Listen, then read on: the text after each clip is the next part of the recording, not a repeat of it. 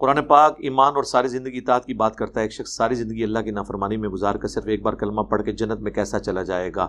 کس نے کہا آپ کو جنت میں چلا جائے گا؟ یہ تو کہیں نہیں لکھا ہوا. یہ اس طرح نہیں ہے میرے بھائی.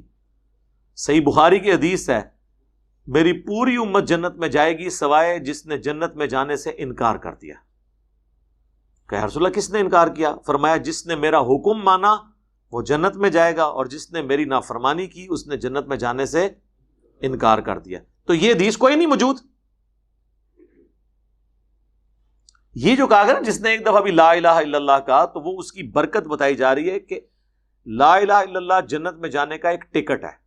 لیکن اگر کسی نے کوئی برے اعمال کیے ہیں تو وہ اپنی سزا بھگتے گا.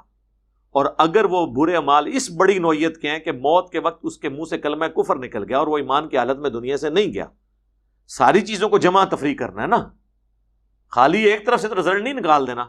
یہ بھی تو حدیث ہے صحیح مسلم کی 246 کے بندے کے کفر اور ایمان کے درمیان فرق نماز ہے. جامعہ ترمذی میں حدیث ہے منافقین اور مومنین کا فرق نماز ہے. جس نے جان بوجھ کے نماز چھوڑ دی اس نے کفر کیا. اور جامعہ ترمذی میں عبداللہ بن شقیق تابعی کا قول ہے کہ صحابہ اکرام تارک الصلاح نماز چھوڑنے والے کی تکفیر کرتے تھے، اسے کافر کہتے تھے. تو بے نمازی تو ہو گیا کافر. یہاں تو جس کی شادی نہ ہوئی ہو لوگ پوچھتے ہیں جی انہیں پوری زندگی بیاہ نہیں کیتا تھا جنازہ ہو جائے گا. اور جنہیں پوری زندگی نماز نہیں پڑھی اس کے جنازے کی تو پہلی سب میں تو کھڑا ہوتا ہے، کیونکہ وہ وہاں کا سب سے بڑا ڈان ہوتا ہے یا پولیٹیکل لیڈر ہوتا ہے.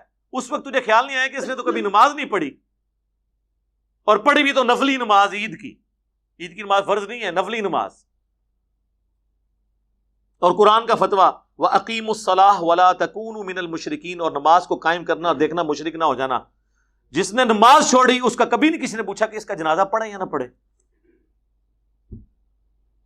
نماز چھوڑنا تو بہت بڑا گناہ ہے، اس سے چھوٹا گناہ خودکشی کرنا.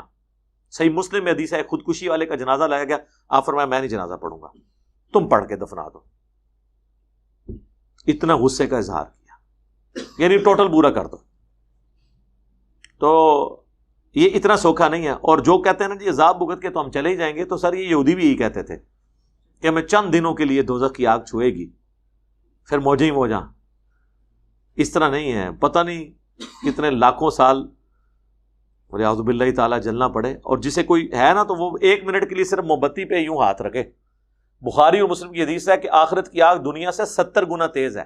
دنیا کی آگ میں تو آپ 70 سیکنڈ کے لیے موم بتی پہ ہاتھ نہ رکھ سکیں، ادھر آپ نے کون سا ٹارزن بن جانا ہے کہ 70 گنا تیز آگ کو آپ ہزاروں سال کے لیے برداشت کریں گے.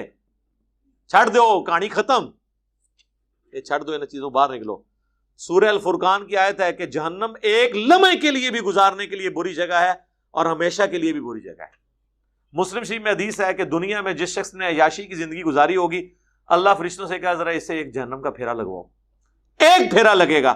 اللہ پوچھے گا دنیا میں کوئی آسائش دیکھی؟ کہے گا تیری عزت کی قسم میں نے دنیا میں کوئی زندگی کا حصہ سکون سے نہیں گزارا.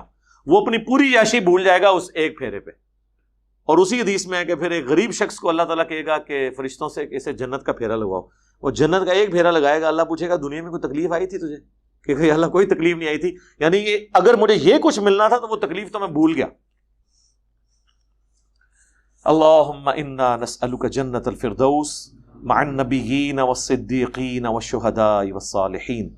اللہم انی اعوذ بک من عذاب جہنم ومن عذاب القبر ومن فتنة المحیا والممات ومن شر فتنة المسیح الدجال. آمین.